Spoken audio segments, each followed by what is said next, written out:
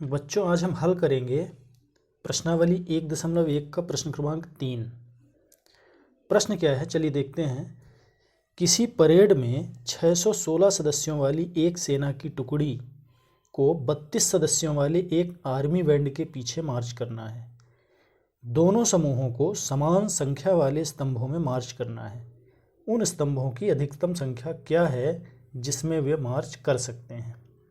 अर्थात हमें यह देखना है कि जो 32 सदस्यों वाला आर्मी बैंड है उसके पीछे 616 सदस्यों वाली जो एक सेना की टुकड़ी है उसके सदस्यों को किस तरह से ऑर्गेनाइज किया जाएगा कि प्रत्येक स्तंभों की संख्या बराबर हो तथा हमें उन स्तंभों की अधिकतम संख्या क्या होगी यह ज्ञात करना है।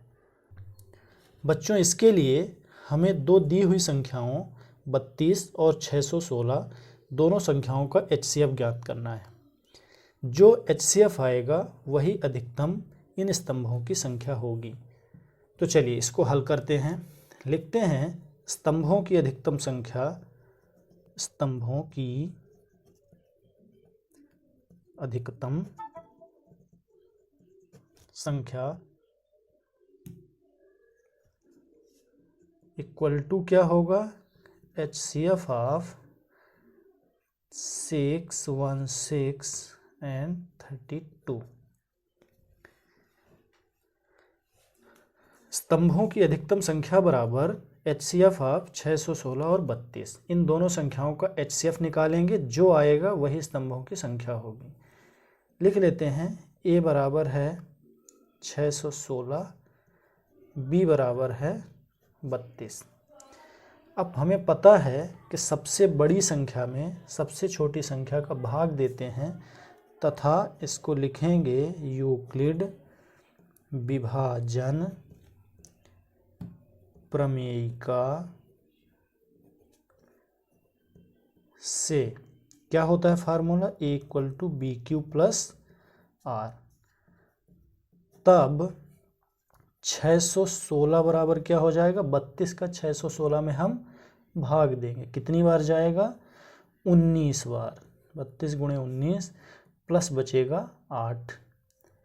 अब चूंकि शेषफल 8 इज नॉट इक्वल टू 0, अतः पुनः यूक्लिड विभाजन प्रमेयिका से फिर इसी प्रक्रिया को आगे बढ़ाएंगे। अब जैसा कि आपने पहले पढ़ लिया है, जो भाज्य संख्या थी अभी हमारे पास 616, उसका जो भाजक था 32, अब वह बन जाएगा भाज्य। तो 32 बराबर 32 में भाग देंगे किसका, 8 का। 8 का भाग कितनी बार जाएगा, 4 बार, और शेषफल बचेगा 0। ठीक है, अतः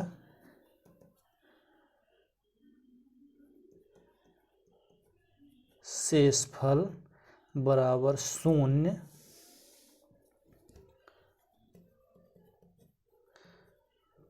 प्राप्त हुआ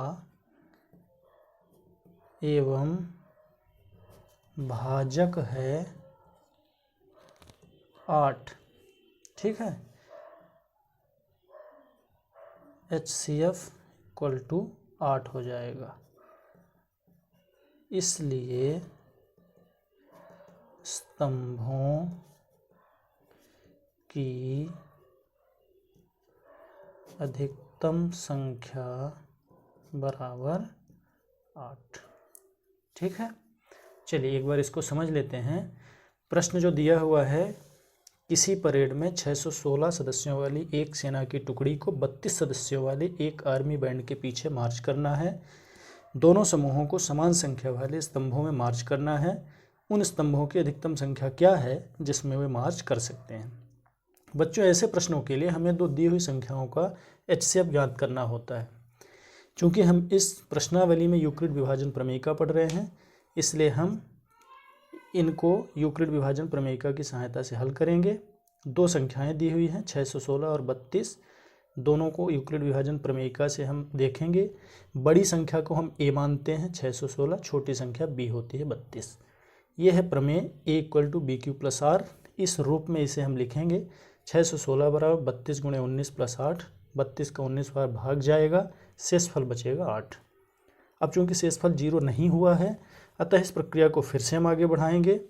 जो हमारे पास वर्तमान भाजक था वह भाज्य बन जाएगा और शेषफल भाजक हो जाएगा। तो 32 में हम 8 का भाग देंगे, 8 गुणे 4 प्लस 0, 8 का भाग 4 बार जाएगा, शेषफल 0 होगा। चूँकि इस स्टेप में शेषफल 0 हो गया, अतः जो वर्तमान भाजक था 8 वही हमारा HCF हो जाएगा। इसलिए स्तंभों की अधिकतम संख्या बराबर 8।